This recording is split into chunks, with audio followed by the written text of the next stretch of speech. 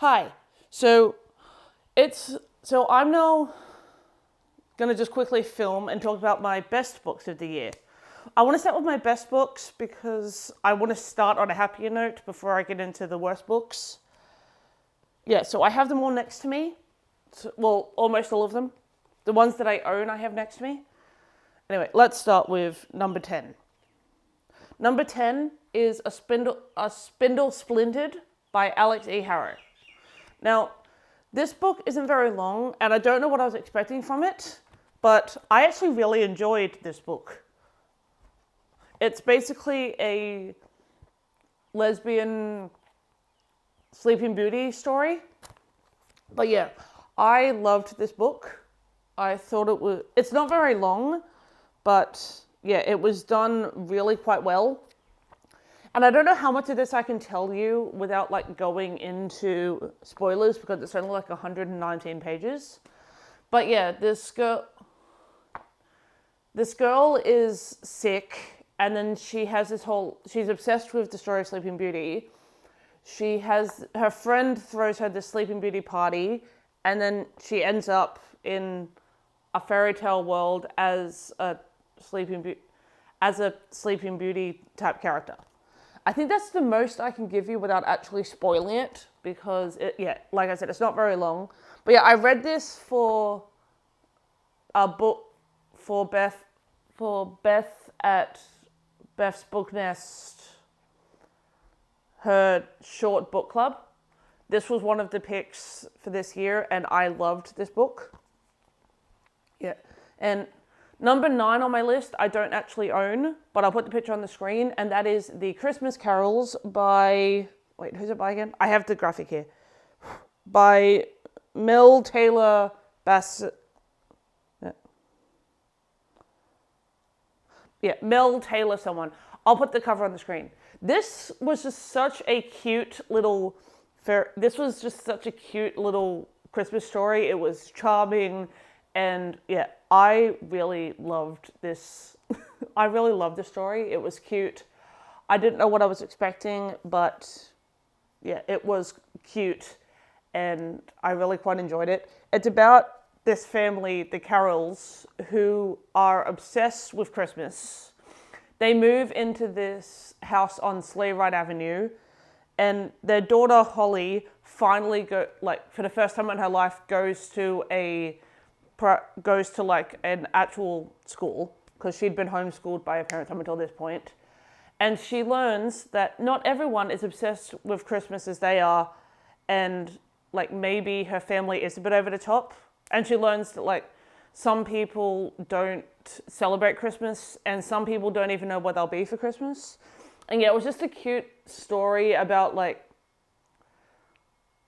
learning about cheer and certain things that can be more important than Christmas. But yeah, I just thought it was a cute story, and I would recommend it. And then the next one is Perfect Match by Jodi Picoult. I didn't know what I was expecting when I went into this book, but yeah, it's about this woman who is basically a lawyer who teaches about who seeks justice, and she tries to keep the people who do the unthinkable out of prison. And then one day she finds out that I don't know how much of this I can actually say on the internet, but I'm gonna try my best. Her son has been in a situation that no kid should be in, and then Nina has to make a choice, and it's a priest. And so Nina has to make a decision because her job is keeping people like that out of prison, and now suddenly her son, and now suddenly she's the parent, and she's got to be on that line of, well, if I should I protect my son? Yeah, how do I protect my son when my whole job is protecting guys like this guy? But yeah, it's really quite a well done story. And like I said, I didn't know what I was expecting, but yeah, it's actually a very well done book. I would only recommend it if you have the strength to read about very dark topics, but I thought it was quite good, and so I probably will pick up more Jodi Picoult. This is the second book I've read by her. The first one I didn't like. This one I gave 5 stars. So I guess we'll see what happens when I keep reading more. If I keep reading more Jodi Picoult. And then the next one on my list is another one that I don't own, but I have the audiobook for it, and that is Tunnel of Bones by Victoria Schwab. This is the second book in the Cassidy Blake adventures, I think it is. But yeah, this is about this girl whose parents are ghost or like paranormal hunters, and she can actually see ghosts. And yeah, this was second one because this was about like her helping the ghost of a child who doesn't even know that he's dead, and then she has to reunite him with his brother, I think it is. And yeah, Cassidy and Jacob get a lot. Cassidy learns a lot more about Jacob in this book and about like how he died. And this book almost made me cry. It was just such a it was such a good story. And yeah, again, because it's not the first book, because it's a continuation book in a series, I don't really want to give too much away, but I would recommend this series. It's the Victoria Schwab series. It doesn't get talked about as much, but it is very well done. And yeah, I think it's quite good. And yeah, I would recommend it. I've had hit or misses with V.E. Schwab, but yeah, this one, very good. I would recommend it. And then the next one on my list is another middle grade, and that is A Pinch of Magic by, Michelle Harrison. This book is essentially, I think it's a mix of Charmed meets Practical Magic in a middle grade. Because it's about this group of witch sisters, which is the Charmed part, but the Practical Magic part comes from the fact that there's a curse, or like their family's cursed to not be able to leave their small little town. And so then they have to, so the whole point of this book is for them to break the curse that is on their family to stop them being able to leave this town. But yeah, I just thought that this was, again, quite a well done story. I had actually started this book and then put it down, and then I picked the audiobook back up. And I'm so glad that I did pick it back up because I just loved this story so much. I can't remember the names of the sisters, but look, I can remember the plot points, but I can't remember characters' names because I'm not the best with that. Especially since this was at the point where I had a bunch of stuff come up this year, and this was like, and I listened to this at the point where my mind was just absolutely cluttered with other stuff. But I do recommend it. But I do know that I liked it, and I know that I would recommend it. So, yeah. My next few books are non-fictions. I didn't think non-fictions would hit my top 5, but here we are. So I have I'll Be Gone in the Dark by Michelle McNamara. This was a non-fiction, like a true crime non-fiction that was based on I can't remember what it was, but it was like this big American like wanted guy who was the Golden State Killer, I think it is. But yeah, this is about her like writing it. It doesn't read as a true crime, which I thought was interesting. She wrote it more as a fiction story. But yeah, I just think it's quite fascinating that she put so much time and effort into researching and like getting the voice out about this guy. And then she passed away like 2 months before the crime was solved. So I just feel like that was a kick in the guts to this woman. But yeah, I do like that. Yeah, but I do think that it was quite well done and incredibly fascinating. So, like, I don't rate nonfiction because I don't think it's fair to rate someone's real story. But I recommend this one because because I quite like true crime, and yeah, I would recommend this one. My next, my next one is also another true crime nonfiction, and that is The Stranger Beside Me by Anne Rule. This is about a woman who is researching or has been assigned to investigate the Ted Bundy murders before they knew it was Ted Bundy, and her best friend is Ted Bundy. So she has to come to terms with the fact that she is reporting and researching on crimes that were committed by her best friend. And I just thought that it was really well done. And yeah, I listened to both of these nonfictions while I was away while I was overseas. But yeah, I would recommend both of them. They're very well done. And yeah, so yeah, I don't really know how else to talk about nonfiction, so we're going to move on to my top 3 books. Now, for number 3, I have Everything I Never Told You by Celeste Ng. I knew nothing about this book going into it. Like, I went into this book completely blind. This was like one of the popular booktube books in like 2014, 2015, I think it was. When did this come out? Yeah, 2014.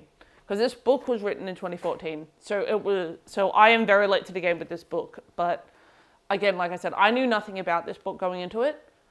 I didn't even read the book physically. I found it on Everand and listened to it as an audio.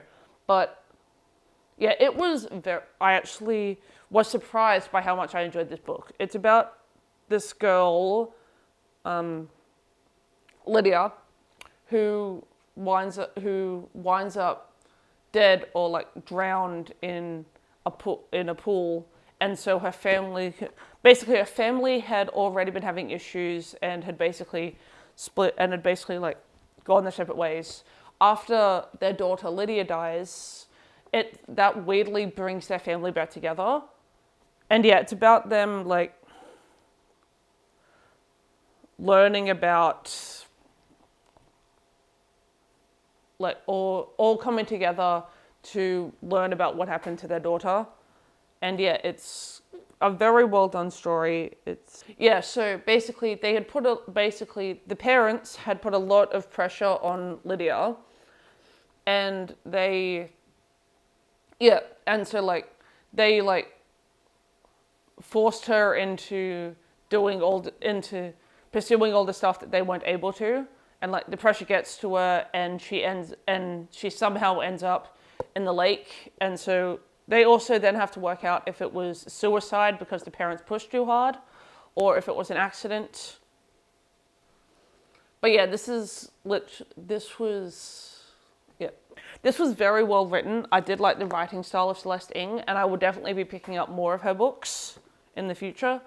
But yeah, for now, I'm glad that I picked this one up when I did, and I will be reading more of her books,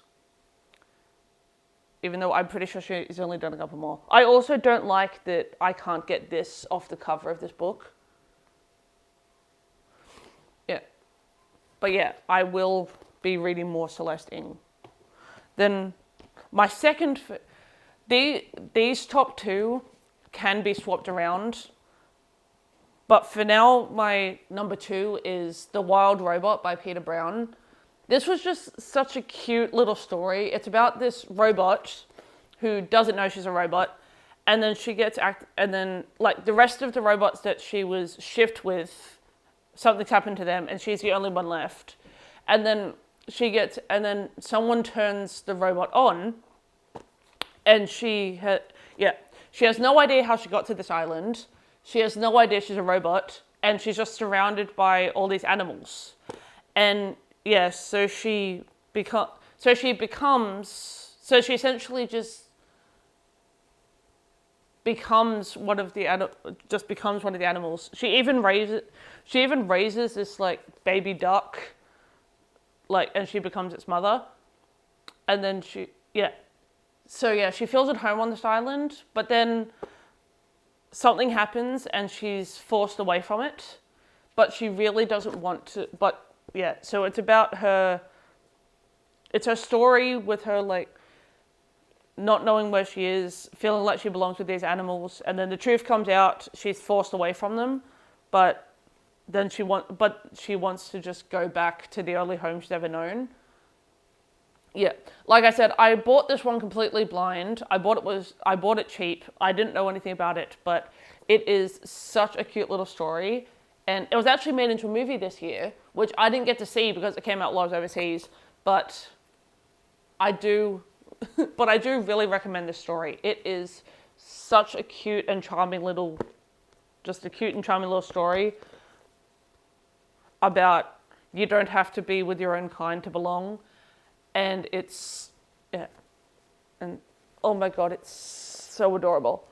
And then my number one book for the year, how long have I been filming for? Okay, not very long. Yeah, and my number one book for the year is Till Death Do Us Part by Rose Black. I bought this at Comic-Con in June. Yeah, I bought this at Comic-Con in June, and this is essentially about this retired, like, I think he was some kind of fighter, and he retired to be with his new husband, who is a bard. His husband ends up going missing. His husband Pi ends up going missing, and so he has to go back into the life he had retired from so that he could find his husband and bring him home. And yet, this is just such a fun, like, it's heartwarming, but it's also incredibly funny. And yet, he meets all these, like, characters, including his ex-wife Ghost. Yeah. He's got, like, this old woman assistant and his ex-wife as a ghost, like, follow him on his journey, whether he wants him to or not. He doesn't want anyone to follow. He doesn't want anyone aside from his husband back. But yeah, this was the cutest little story. It's a cozy fantasy. Like, it's not high fantasy, but it is just such a cute, cozy fantasy. And it's about, it's just about, like, the love how, like, one person's love can change what you do. But yeah, this is it's charming, it's funny, it is so cute, and I would definitely recommend this one. Anyway, this was my favorite books of the year. I know it's not very long or as detailed as some others, but yeah, I've had a bit of an up and down year, and I can't remember what half of them were about. I also can't remember half of what I read. So of the ones I remember, these are my top 10.